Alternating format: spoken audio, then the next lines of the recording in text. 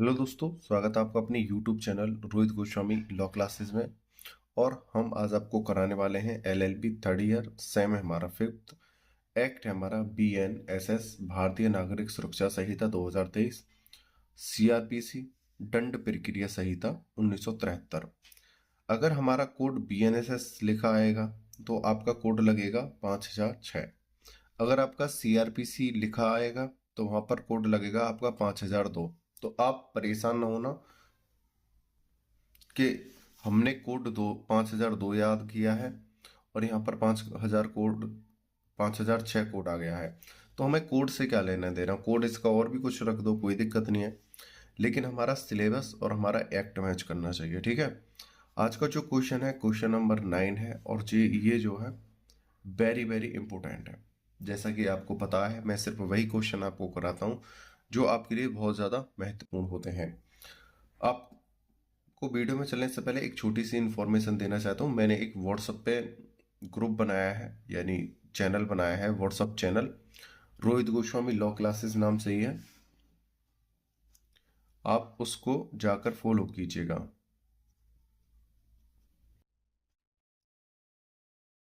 आप लॉ के किसी भी क्लास से संबंध रखने वाले हो, सेमेस्टर आपका कोई हो, आप बस लॉ से रिलेटेड हो, ठीक है, आप लॉ के छात्र हो, ठीक है, आपको वहां पर लॉ से रिलेटेड नोटिफिकेशन, अपडेट, न्यूज आपको प्रोवाइड कराई जाएंगी। ठीक है। और जो लॉ से रिलेटेड कोई भी न्यूज आएगी आपको बताई जाएगी। आगे चलते हैं। आज का जो क्वेश्चन है क्वेश्चन नंबर 9 है, उसे देखते हैं। क्वेश्चन नंबर 9, उन स्थितियों का उल्लेख कीजिए जिनमें एक अभियुक्त को अभिरक्षा में लेने के पश्चात जमानत पर छोड़ दिए जाने के लिए आज्ञापक प्रावधान उपबंधित हैं। अभियुक्त किसे कहते हैं, पहले एक शब्द को यहां पे लिख देते हैं, अभियुक्त। इसको अच्छे से समझाएंगे, आगे पढ़ते हैं। फौजदारी मामलों में जमानत के स्वीकार करने के विस्तृत नियमों का आलोचनात्मक उल्लेख कीजिए। क्या जमानत अधिकार के रूप में मांगी जा सकती है? यहाँ पर जमानत की बात कही गई है, ऊपर भी जमानत की बात कही गई है, तो यहाँ पर जमानत को भी ले लेते हैं, जमानत। ठीक है, आगे चलते हैं। क्या जमानतीय अपराधों में अभियुक्त को जमानत अभिपत्र पर छोड़ना अनिवार्य है? इस चीज को हम देखते हैं। अब अच्छे से पहले क्वेश्चन के अर्थ को समझते हैं। जैसा कि आप सबको पता है, मैं पहले क्वेश्चन के बेस को मजबूत करता हूं। जब आपका बेस मजबूत होता है तो फिर हम अपने आंसर की तरफ चलते हैं और आंसर आपको चुटकियों में याद हो जाता है। पहले अभियुक्त को समझा देता हूं। जैसे ए है और बी है। किसी भी केस को करने के लिए दो पक्ष होते हैं और दो पक्षों में अन्य व्यक्ति कोई भी शामिल हो सकता है। हालांकि वाद दोनों में ही होता है और पक्षों में एक से अधिक भी व्यक्ति हो सकते हैं। आगे चलते हैं। जैसे ए है, एक पक्ष वादी और ये है प्रतिवादी। ठीक है। कोई भी केस हो उसमें दो ही पक्ष बनते हैं, वादी और प्रतिवादी। जब प्रतिवादी को ही बोला जाता है अभियुक्त। अभियुक्त को बोलते हैं मुलजिम, मुलजिम। और एक शब्द होता है मुजरिम। देखो, इन दो शब्दों को समझो। एक होता है मुलजिम, एक होता है मुजरिम। मुलजिम उसे कहते हैं कि उसे किसी एफआईआर के चलते हुए उस पे कुछ सबूत बन रहे थे, कुछ अन्वेषण करने के बाद, जांच करने के बाद पता चल रहा था कि अपराध इसी व्यक्ति ने किया है, वो मुलजिम की कैटेगरी में है। ठीक है, क्या है, मुलजिम है। जब उसी केस में न्यायालय के द्वारा कोई निर्णय आ जाता है, सुनवाई हो जाती है, पूरी कार्रवाई को करने के बाद साक्ष्य, सबूत, अन्य कोई दस्तावेज देखने के बाद जब उसमें निर्णय आता है कि हाँ ये व्यक्ति दोषी है, तब उसको मुजरिम बोलेंगे। तब तक निर्णय नहीं आ जाता न्यायालय का, तब तक वो मुलजिम ही रहेगा। मुलजिम यानी कि अभी इस पर दोष साबित नहीं हुआ है, ये सिर्फ मुलजिम है। और मुजरिम जब निर्णय आ जाए। अब बात करते हैं अभियुक्त की। ए ने बी के ऊपर केस घेरा और ये मजिस्ट्रेट के पास गया, तो मजिस्ट्रेट इसे जमानत दे भी सकता है और जमानत नहीं भी दे सकता है। अब बात करते हैं जमानत दे भी सकता है और नहीं भी दे सकता, क्यों? केस दो प्रकार के होते हैं, एक तो होता है जमानतिया और एक होता है अजमानतिया। इसको बोलते हैं असंज्ञेय, इसको बोलते हैं संज्ञेय।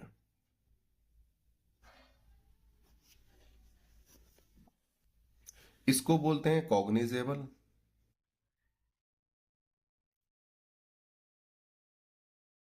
और इसको बोलते हैं नॉन कॉग्निजेबल।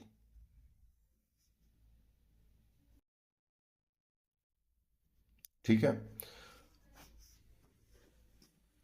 अब बात करते हैं न्यायालय की। एक अपराध होते हैं जमानतीय, एक होते हैं अजमानतीय। थोड़े इनमें एक आध एग्जांपल मैं दे देता हूं। जमानतीय कैसे होते हैं? जैसे पारिवारिक मसले,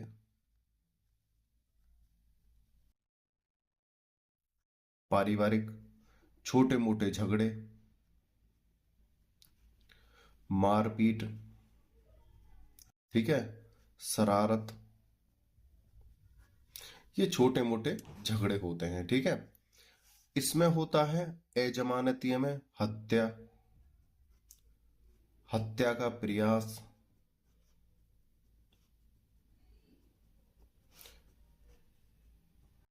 लूट, चोरी, डकैती, ठीक है, अपहरण, बलात्संग। ठीक है, बलात्संग यानी बलात्कार।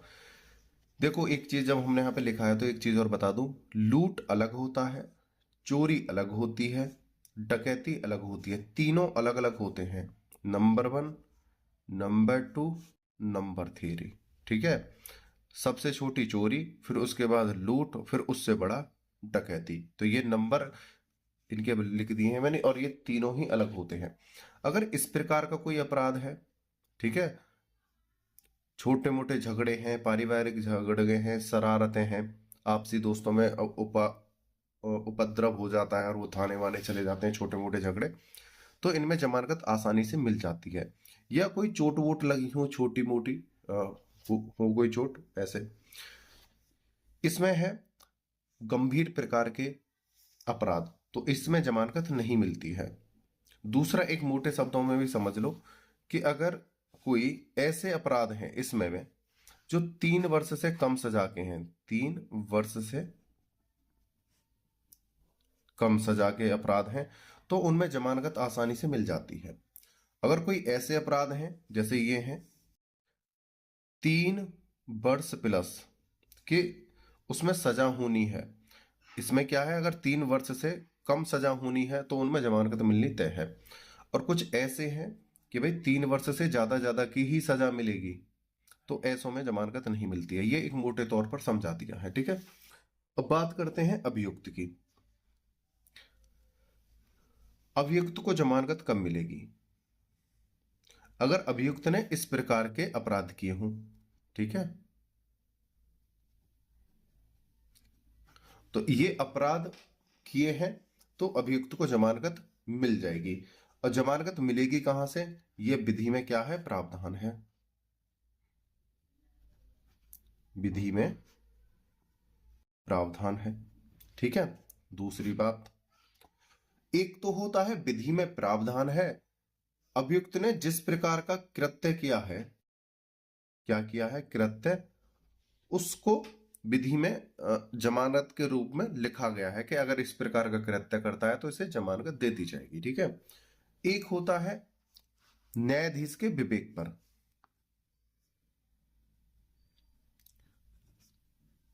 न्यायाधीश के विवेक पर, मतलब विधि के अंदर ऐसा कोई प्रावधान नहीं है कि इस व्यक्ति को जमानत मिल जाए, वहां पर ऐसा कोई प्रावधान नहीं है, लेकिन न्यायाधीश को लगे कि इस व्यक्ति को जमानत मिल जानी चाहिए, हालांकि विधि में प्रावधान नहीं है, तो न्यायाधीश अपने विवेक पर भी, अपनी सोच से, अपनी बुद्धि से उसको जमानत दे सकता है। ठीक है, उम्मीद करता हूं यहां तक आपको चीजें अच्छे से समझ में आई होंगी। ठीक है, अब चलते हैं अपने क्वेश्चन को। क्वेश्चन को तो हमने पढ़ ही लिया है और एक्सप्लेन भी कर दिया, अब देखेंगे अपने आंसर को। दंड प्रक्रिया संहिता के अधीन, देखो दंड प्रक्रिया संहिता की जगह आपको क्या करना है, भारतीय नागरिक सुरक्षा संहिता। ठीक है, भारतीय नागरिक सुरक्षा संहिता के अधीन जमानत के संबंध में न्यायालय को दो प्रकार का अधिकार दिया गया है। प्रथम अधिकार कौन सा है, न्यायालय, जहां पर न्यायालय द्वारा जमानत देना आज्ञापक है। मतलब आज्ञापक मतलब उस व्यक्ति ने इस प्रकार का अपराध किया है कि विधि में प्रावधान है कि इस व्यक्ति को अगर ऐसा अपराध किया जा रहा है इस व्यक्ति द्वारा तो जमानत दे दो। ये क्या है, आज्ञा है एक प्रकार की, किसकी, विधि की, न्यायालय को। जैसा कि अभी मैंने बताया है, विधि में प्रावधान है। ठीक है, विधि में क्या है, प्रावधान है, आज्ञा है न्यायाधीश को कि अगर इस प्रकार का अपराध है तो इसे जमानत दे दो। ठीक है, दूसरा है जब न्यायालय जमानत देते समय अपने विवेक का प्रयोग कर सकता है। दूसरा, विवेक के प्रयोग की बात आई है कि जब विधि में प्रावधान नहीं है तो न्यायाधीश अपने विवेक के आधार पर भी जमानत दे सकता है। ठीक है, आगे चलते हैं। दंड प्रक्रिया संहिता, देखो दूसरी बार आ रहा है, इसकी जगह आपको क्या लिखना है, भारतीय नागरिक सुरक्षा संहिता। ठीक है, 2023 ये आपको लिखना है। दंड प्रक्रिया संहिता की धाराओं 436, 437, उपधारा 267, धारा 167, उपधारा 2 तथा धारा 483 उपधारा 3 में उन प्रावधानों का वर्णन है जिनमें एक अभियुक्त को अभिरक्षा में लेने के पश्चात जमानत पर छोड़ दिए जाने के लिए आज्ञापक प्रावधान है जो निम्नलिखित हैं। देखो इस चीज को अच्छे से समझो, यहां पर बोला गया है, देखो ये जो रेड हैं ये न्यू सेक्शन है, किसके, BNSS के। ठीक है, जो रेड वाले हैं ये BNSS के हैं, और जो ब्लैक वाले हैं ये पुराने हैं तुम्हारे CRPC के। न्यू के अकॉर्डिंग हमें नए वाले याद करने हैं, 1 2 3 4 सबके लिखे हुए हैं, ध्यान रखना अपने। इसके अकॉर्डिंग क्या बोला गया है, अगर व्यक्ति ने इनमें से कोई मतलब कोई ऐसा अपराध किया है जो जमानतीय है, ठीक है, तो इन धाराओं के अधीन 436, 437, 167, 483 इनके द्वारा विधि में इस प्रकार का प्रावधान है कि उसको जमानत दे दी जाए। और BNSS में 478, 480, 187, 529। ठीक है, आगे चलते हैं। अब हम देखते हैं, देखो ये आज्ञापक प्रावधान है जो निम्नलिखित हैं। ठीक है, अब पहले पॉइंट को देखते हैं, धारा 436 यानी 436 और BNSS की धारा 478 यानी 478 के अनुसार इसे देखते हैं।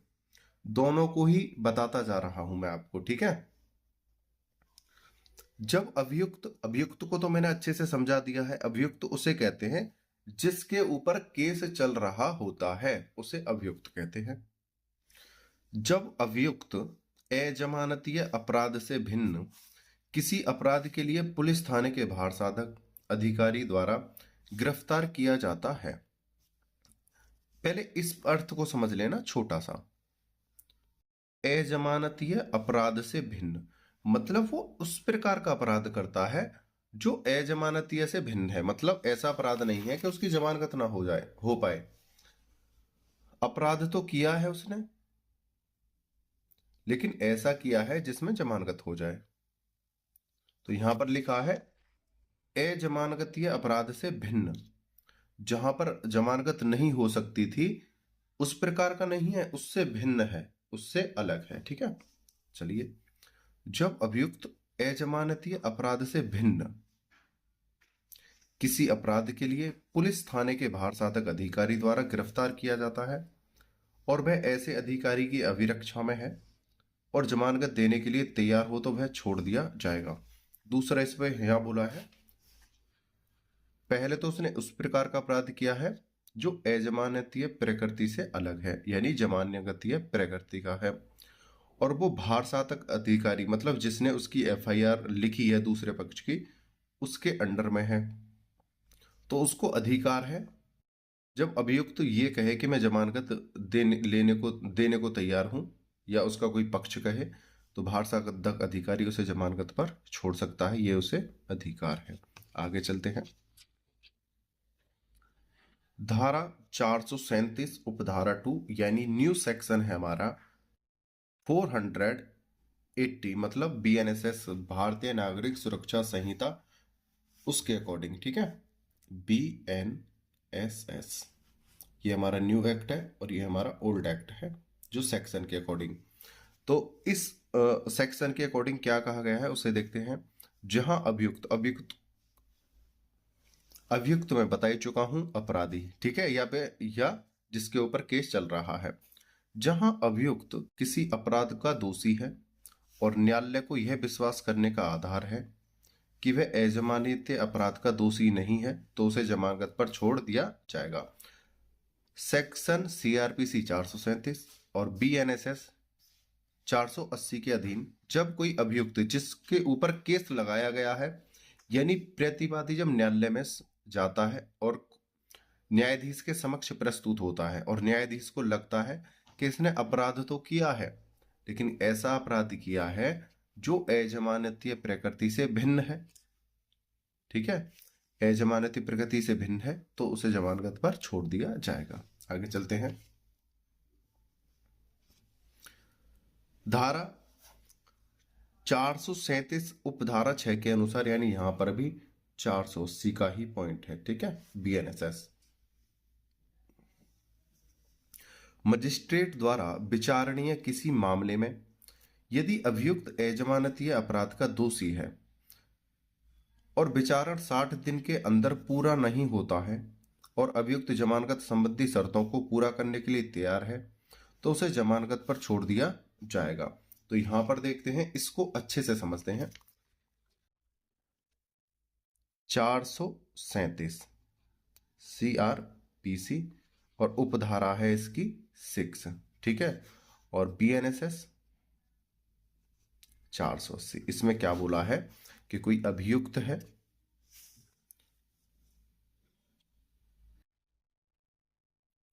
यानी कि प्रतिवादी, ठीक है, इसको मजिस्ट्रेट के समक्ष प्रस्तुत किया गया है, ठीक है, और मजिस्ट्रेट ने क्या करा है, विचारण किस पर, जो वादी ने वाद पेश किया है उस पर विचारण किया है, एफआईआर को देखा है या कोई अन्य चीज है, दस्तावेज ने उनकी जांच करी है, और जांच में पाता है, विचारण किया और विचारण के बाद जांच देखता है कि जांच जो है 60 दिन से अधिक हो गई है और अभी तक कोई निर्णय नहीं आया है, ठीक है, और ये जो अभियुक्त है ये जमानत की सारी शर्तें देने को तैयार है या उन पर खरा उतरने के लिए तैयार है, तो मजिस्ट्रेट ऐसे व्यक्ति को जमानत दे देगा। देखो शर्तें होती हैं, शर्तें क्या होती हैं वो देख लो। नंबर 1, वादी या प्रतिवादी के पक्ष से कोई भी व्यक्ति हो उसको रिश्वत नहीं देगा, ठीक है, गवाह या सबूतों को, गवाहों या सबूतों को नुकसान नहीं पहुंचाएगा, नुकसान नहीं पहुंचाएगा। दूसरा,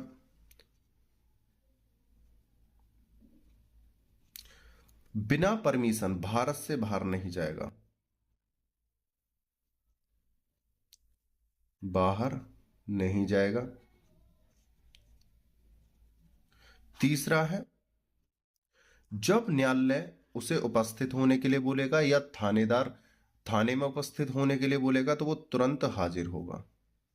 तुरंत का मतलब ये नहीं है कि 1 या 2 मिनट में, मतलब जो समय दिया है उस समय पर उपस्थित होगा, तुरंत उपस्थिति।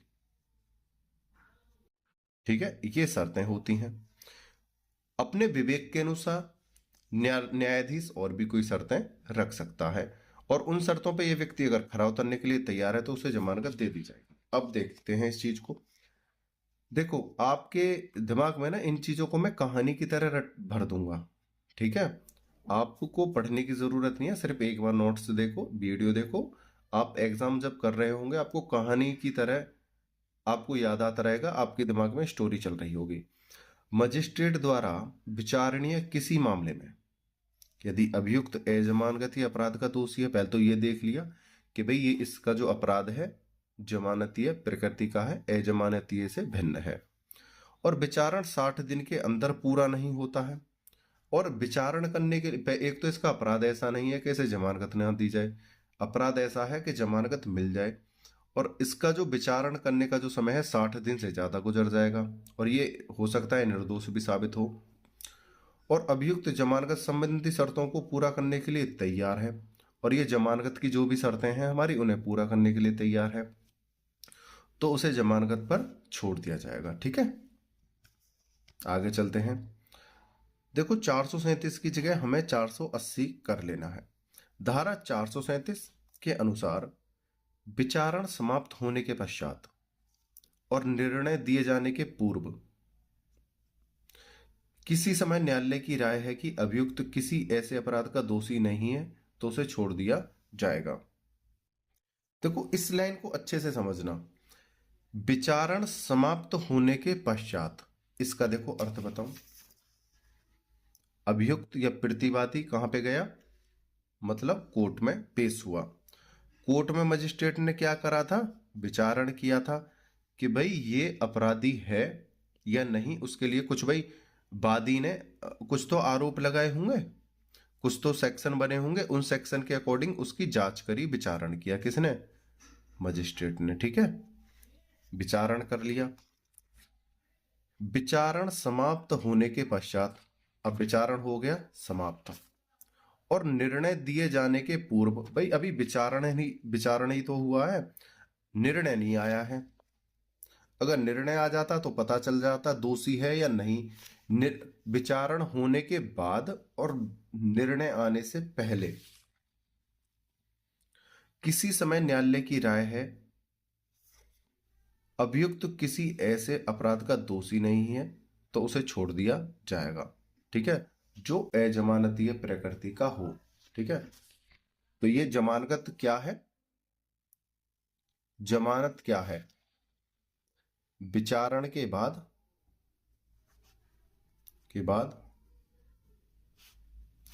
और निर्णय से पहले के बीच का समय। भाई ये तो आप सब जानते होंगे, जमानत पर आदमी कब तक रह सकता है, जब तक कोई निर्णय नहीं आया हो। और जमानत कब मिलेगी, जब न्याय मजिस्ट्रेट देख ले कि हाँ भाई इसे छोड़ देना ही उचित है, इसने उस प्रकार का गंभीर अपराध नहीं किया है जो इसे जेल भेजा जाए। ठीक है, आगे चलते हैं। धारा 167 की जगह मैंने आपको न्यू सेक्शन बताया था 187 187 के अनुसार जहां अन्वेषण निर्धारित अवधि के भीतर पूरा नहीं होता है, वहां यदि अभियुक्त जमानत देने के लिए तैयार है तो उसे जमानत पर छोड़ दिया जाएगा। देखो, इस चीज को समझो, अन्वेषण के लिए कुछ समय सीमा होती है, 60 दिन या 90 दिन, ये लास्ट समय सीमा होती है। उस समय में जांच पड़ताल की जानी चाहिए। लेकिन यह लगता है न्यायालय को और पुलिस अधिकारी को कि अन्वेषण में इससे ज्यादा समय लग जाएगा। ठीक है, 60 या 90 दिन से भी ज्यादा समय लग सकता है। और इस व्यक्ति ने जो अपराध किया है वो जमानत प्रकृति का है, गंभीर प्रकार का नहीं है, बहुत नॉर्मल है। ठीक है, तो उसे जमानत पर छोड़ दिया जाएगा। आगे चलते हैं। धारा 482 यानी CRPC 438 और BNSS 482 के अनुसार जहां अभियुक्त ने अग्रिम जमानत, पहले अग्रिम जमानत बता देता हूं, ठीक है, हल्का सा, फिर आपको क्लियर हो जाएगा।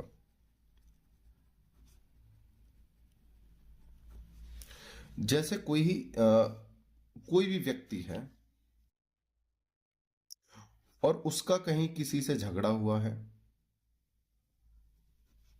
या कोई विवाद हुआ है, ठीक है, किसी प्रकार का, और उस व्यक्ति को शक हो जाए कि अब मेरे ऊपर पुलिस केस होने वाला है, पुलिस केस होने वाला है, या अंदेशा हो जाए, ठीक है, तो ये व्यक्ति पहले से ही जाकर न्यायालय से जमानत ले लेगा, ठीक है, उसको कहते हैं अग्रिम जमानत। जहां अभियुक्त ने अग्रिम जमानत लिया है, यानी पहले से ही ले लिया कि भाई अब मेरे ऊपर केस होने वाला है, मैं अग्रिम जमानत ले लूं, और पुलिस अधिकारी द्वारा वारंट के बिना गिरफ्तार किया जाता है और जमानत देने के लिए तैयार है, तो उसे जमानत पर छोड़ दिया जाएगा। और उसे ऐसा लगे कि अब बिना वारंट के मुझे मैं कभी भी गिरफ्तार हो सकता हूं, यानी कि FIR लिखी जा चुकी है, मुझे अंदेशा है, शक है, तो वो पहले से ही जमानत लेके रख लेता है कि अब पुलिस मुझे बिना वारंट के कभी भी गिरफ्तार कर सकती है, तो मैं न्यायालय में जाकर पहले ही जमानत के कागज बनवा लेता हूं, तो उसे अग्रिम जमानत कहते हैं।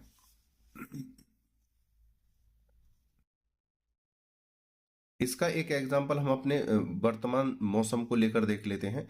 जैसे हम लगे सर्दी चल रही है, ठीक है, और हमें अंदेशा हो जाए कि सर्दी गंभीर होने वाली है और सर्दी के साथ साथ बारिश होगी और बहुत ही लंबे समय तक चलेगी, जैसे 30 दिन, 40 दिन, और बाहर निकलने का मौका नहीं होगा, तो आप पहले से ही जाके अपने सर्दियों का राशन घर में भर लो, ठीक है, अंदेशा, भाई सर्दी तगड़ी है और सर्दी के साथ साथ बारिश और गंभीर मौसम हो जाएगा, तो हम अपने घर में पहले ही राशन भर के रख लें, ठीक है। अब चाहे कितना भी मौसम खराब हो जाए कोई दिक्कत नहीं है, अपने घर पे बैठ के खाना पीना तो कर ही लेंगे। तो उसी प्रकार से यह अग्रिम जमानत है कि अब मुझे पता है पुलिस मुझे अरेस्ट करेगी बिना वारंट के और मुझे कोर्ट में पेश किया जाएगा, मेरा समय बर्बाद होगा, ना जाने कैसी परिस्थिति हो, मैं पहले ही जमानत लेके रख लेता हूं न्यायालय से, इस प्रकार से। सही है, आगे चलते हैं। सेक्शन यानी धारा 436 के अनुसार, 436 को मैं काफी बार बता चुका हूं आपको, 436 की जगह में 478 BNSS करना है। जहां कोई व्यक्ति किसी विधि के अधीन किसी अपराध, देखो यहां पे अपराध हो गया है, जिसके पास PDF नोट्स हैं वो धय कर लेना इसे। जहां कोई व्यक्ति किसी विधि के अधीन किसी अपराध के लिए जो ऐसा अपराध नहीं है जिसके लिए वह उस विधि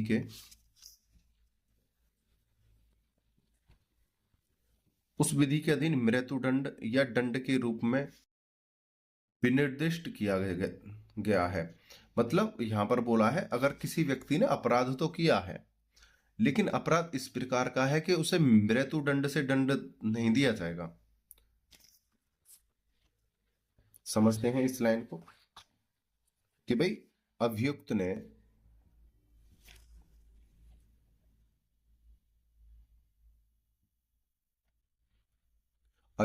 अपराध तो किया है, लेकिन कैसा अपराध किया है उसने, उसे मृत्युदंड से दंडित नहीं किया जाएगा, ठीक है, इस प्रकार का नहीं है, ठीक है। तब क्या होगा, दंड प्रक्रिया संहिता यानी भारतीय नागरिक सुरक्षा संहिता के अधीन अन्वेषण, जांच या विचारण की अवधि के दौरान कारावास की उस अधिकतम अवधि के लिए जो उस व्यक्ति के अधीन उस अपराध के लिए सूची निश्चित की गई है वह आधे से अधिक के लिए निरोध भोग चुका है, वह जमानत पर छोड़ दिया जाएगा। अब एक बात समझते हैं, अभियुक्त है, अभियुक्त ने कोई अपराध किया, ठीक है, अपराध थोड़ा सा गंभीर प्रकृति का था, कैसा था, गंभीर प्रकृति का था, लेकिन इस प्रकार का था कि उसमें उसे मृत्युदंड ना हो। अपराध कैसा था? गंभीर। लेकिन ऐसा नहीं था कि उसे मृत्युदंड दिया जाए, उसको भेज दिया गया जेल। ठीक है। और इसने जो अपराध किया था, एक एग्जाम्पल दे रहा हूं, उसमें जो उसे सजा होनी थी वो उसे 7 वर्ष होनी थी। कितनी? 7 वर्ष, एग्जाम्पल के तौर पे। जब उसे जेल भेज दिया और जेल में उसने 3 वर्ष प्लस प्लस सजा भोग ली है। ठीक है। अब उसे जमानत के लिए पेश किया जाता है उसकी तरफ से, किसी व्यक्ति को जमानत के लिए पेश किया जाता है, तो न्यायाधीश उसे जमानत दे देंगे। ठीक है। कब? लेकिन कब? जब उसे अंदेशा हो जाए कि भाई इसे जमानत इस आधार पर दी जा रही है कि इसने जो गंभीर अपराध किया था वो गंभीर तो था, लेकिन ऐसा गंभीर नहीं था कि इसे मृत्युदंड दिया जा सके। ठीक है। तब उसे छोड़ दिया जाएगा। देखो दोबारा समझ लो, अभियुक्त ने क्या करा? अपराध किया। अपराध कैसा था? गंभीर प्रकृति का था, लेकिन वो अपराध इतना गंभीर नहीं था कि उसे मृत्युदंड दे दिया जाए। ठीक है। लेकिन उस व्यक्ति को जेल भेजा गया। जेल में उसे सजा 7 वर्ष के अकॉर्डिंग मिल सकती थी या 7 वर्ष हो सकती थी, इस प्रकार का उसने अपराध किया था।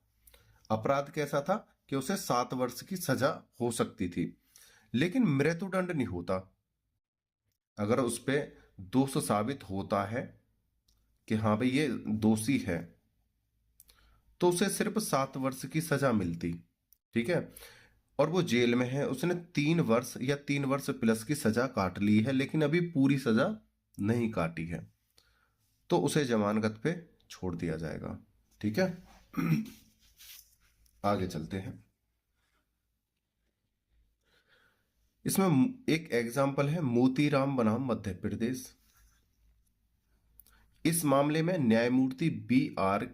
कृष्ण अय्यर ने मत प्रकट किया कि इस संहिता के अधीन अपराधों को जमानतीय तथा अजमानतीय अपराध के रूप में वर्गीकृत किया गया है। जमानतीय अपराध की दशा में अभियुक्त को अधिकार के रूप में जमानत पर छोड़ दिया जाएगा। देखो एक केस है मोतीराम बनाम मध्य प्रदेश, इन्होंने दोनों चीजों को देखा, जमानतीय और अजमानतीय अपराधों को तुलना करा और देखा। उसके बाद इन्होंने बोला कि जो जमानतीय प्रकृति के अपराध होते हैं उनमें अभियुक्त को जमानत दे देनी चाहिए। ठीक है। किंतु असंज्ञेय अपराध की दशा में वह जमानत पर जब नहीं छोड़ा जाएगा जब तक कि न्यायालय उसे जमानत पर छोड़ने हेतु स्वयं संतुष्ट ना हो जाए। लेकिन एक चीज और है, यहां पर बोला है असंज्ञेय अपराध की दशा में। असंज्ञेय अपराध हमारे कौन से होते हैं?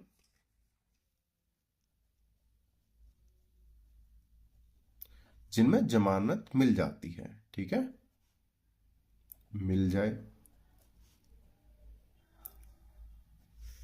लेकिन मजिस्ट्रेट इससे संतुष्ट ना हो कि भाई मैं संतुष्ट नहीं हूं कि इसने अपराध तो किया है, गंभीर प्रकृति का नहीं है, लेकिन मुझे लग रहा है इस व्यक्ति को जमानत नहीं मिलनी चाहिए। उससे संतुष्ट नहीं है, किससे? अन्वेषण से, विचारण से या जांच से। करने के बाद उनको लगे कि भाई ये है, हालांकि अपराध तो इसका ऐसा ही है कि जमानत मिल जानी चाहिए, लेकिन मेरे विवेक के अनुसार इसे जमानत नहीं मिलनी चाहिए, तो वो उसे जमानत से मना कर देंगे, उसे जमानत नहीं दी जाएगी। आगे दोबारा समझो, किंतु असंज्ञेय अपराध की दशा में वह जमानत पर जब नहीं छोड़ा जाएगा जब तक कि न्यायालय उसे जमानत पर छोड़ने हेतु स्वयं संतुष्ट न हो जाए। हालांकि विधि चाहे कुछ भी कह रही हो, न्यायाधीश का भी विवेक यहां पर चलता है। ये जैसे मैंने बताया था, विधि तो चलेगी चलेगी, न्यायाधीश को भी कुछ शक्तियां होती हैं कि वो अपने विवेक यानी अपनी समझ का भी वहां इस्तेमाल करे विधि से अलग। ठीक है। फिर भी अपराध जमानतीय हो या अजमानतीय, जमानत एक नियम है तथा निरोध एक रोकथाम यानी अपवाद है। किसी व्यक्ति को जमानत पर छोड़ते समय उस पर आवश्यक शर्तें अधिरोपित नहीं की जानी, सॉरी, आवश्यक शर्तें अभिरोपित की जानी चाहिए। यहां पे जो नहीं है ये गलत है। किसी अभियुक्त को जमानत पर छोड़ते समय उस पर आवश्यक शर्तें अधिरोपित की जानी चाहिए। यहां पर बोला गया है कि जब हम किसी व्यक्ति को पकड़ कर लाते हैं, जमानत लेना उसका कर्तव्य होता है, उसे छोड़ना और ना छोड़ना वो न्यायालय की विधि पर और न्यायालय के न्यायाधीश के विवेक पर निर्भर करता है। लेकिन अगर हम किसी व्यक्ति को जमानत नहीं देते हैं तो वो क्या है, एक रोकथाम है अपराधों की, जिससे कि वो अपराध की दुनिया में ना बढ़े और अपराध ज्यादा ना बढ़े।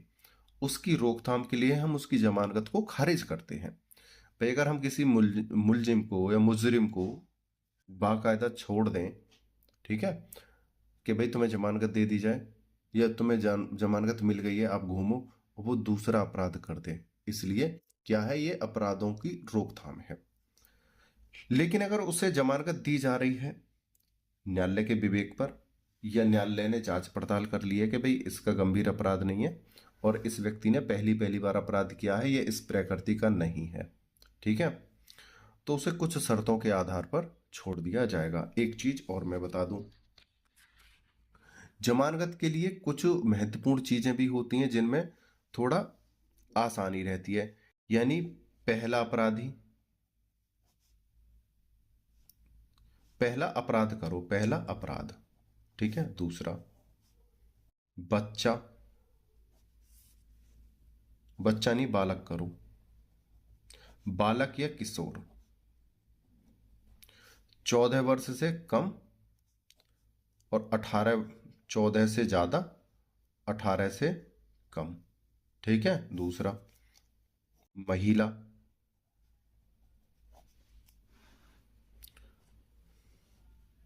ठीक है, शारीरिक और मानसिक व्यक्ति। देखो इन व्यक्तियों को जमानत पर छोड़ने का एक अलग प्रावधान होता है। जैसे उसने पहला अपराध किया है, कोई व्यक्ति है, वो जानबूझकर अपराध नहीं करना चाहता था, ना उसकी प्रकृति अपराध की थी, अपने बचाव में, या पहली बार उससे गलती से अपराध हो गया है या जानबूझकर ही करा हो, लेकिन पहली बार उससे अपराध हुआ है, लेकिन उसकी प्रकृति ऐसी नहीं है, ठीक है। वो बालक है, 14 वर्ष से कम उम्र का है, या 14 वर्ष से ज्यादा है और 18 वर्ष से कम का है, तो वहां पर ढील बरती जाएगी। अपराधी एक महिला है तो वहां पर एक ढील बरती जाएगी। शारीरिक रूप से परेशान है यानी विकलांग प्रकृति का है, दिव्यांग है या मानसिक रोग से पीड़ित है, तो ऐसे व्यक्तियों को थोड़ी जमानत में राहत दी जाएगी, जमानत में, ठीक है भाई। ये चीजें मैंने अपनी तरफ से तुम्हें थोड़ा अलग से बता दी हैं, हालांकि आपके इस आंसर में नहीं है, आपकी नॉलेज के लिए मैंने बता दिया है। आगे चलते हैं।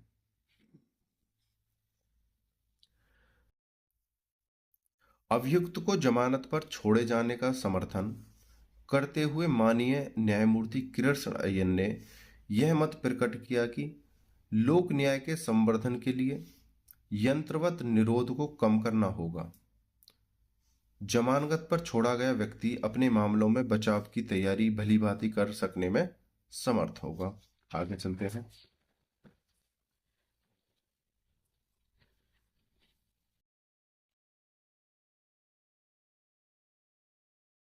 एग्जाम्पल 2, राजस्थान राज्य बनाम बालचंद्र 1977 का यह केस है।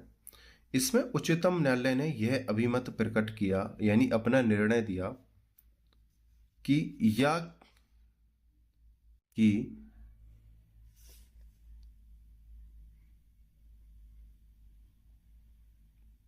इसको या को काटो, प्रकट किया कि यद्यपि जमानत मंजूर करना या इनकार करना यह न्यायालय के विवेक का प्रश्न है। देखो किसी की जमानत को स्वीकार भी और अस्वीकार भी कर सकते हैं कौन? न्यायाधीश। वो उनके विवेक पर निर्भर करता है। फिर भी यह नहीं भुलाया जाना चाहिए कि जब तक किसी विधि का स्पष्टता उल्लंघन न किया गया हो, भाई जब तक कोई व्यक्ति किसी विधि का उल्लंघन ना करे, किसी व्यक्ति को उसकी स्वाधीनता से वंचित नहीं किया जाना चाहिए। मतलब जब तक उसने विधि का उल्लंघन ना किया हो तब तक उसे उसकी स्वतंत्रता से वंचित नहीं किया जाएगा। यदि अपराधी के न्याय,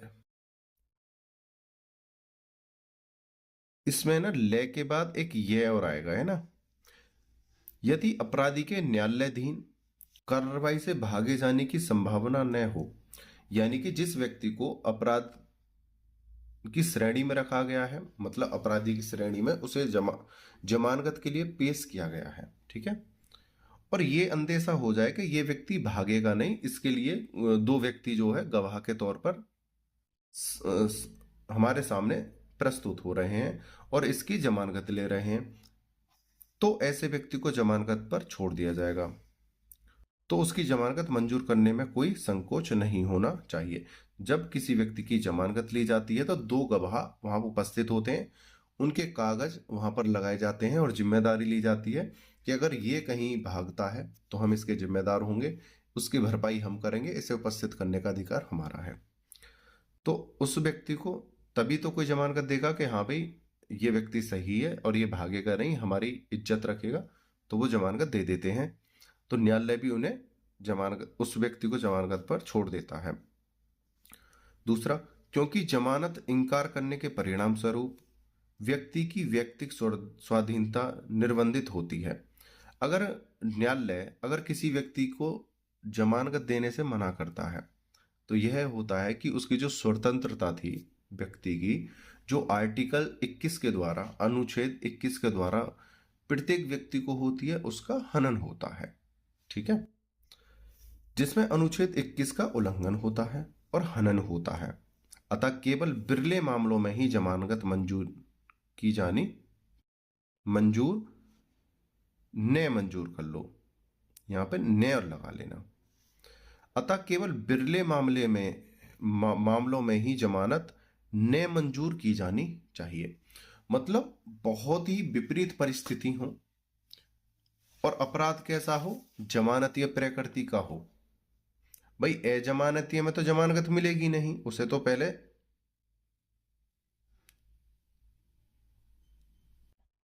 तो पहले क्या है, जेल जाना ही पड़ेगा अजमानतीय में तो।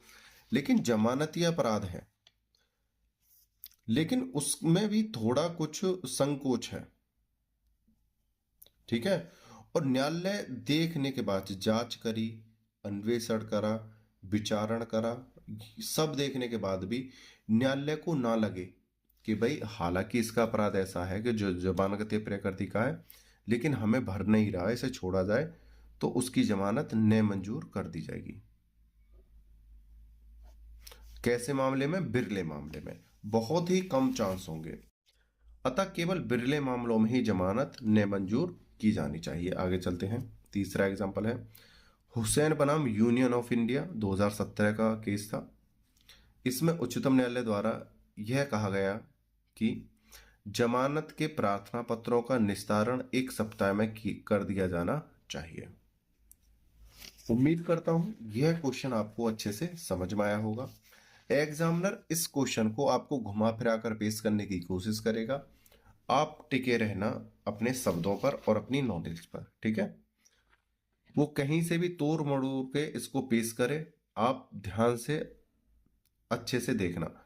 एग्जाम में बैठ जाओ तब रिलैक्स होकर करने से पहले किसी भी आंसर को 2 मिनट अच्छे से सोचो, 2 बार अच्छे से पढ़ो कि ये हमसे डिमांड क्या कर रहा है प्रश्न।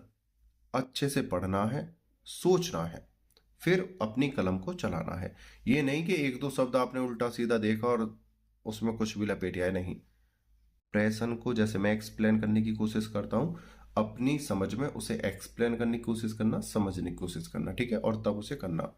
अगर किसी स्टूडेंट को हमारे पीडीएफ नोट्स चाहिए तो वो हमारे दिए हुए व्हाट्सएप नंबर पे व्हाट्सएप मैसेज करके हमसे परचेज यानी खरीद सकता है। आपने वीडियो को अंत तक देखा है उसके लिए धन्यवाद। और आप व्हाट्सएप ग्रुप को भी फॉलो कर लेना, डिस्क्रिप्शन में उसका लिंक है। वीडियो को अंत तक देखा है, मुझे अच्छे से सुना है उसके लिए धन्यवाद। टेक केयर, बाय बाय, जय हिंद, जय भारत।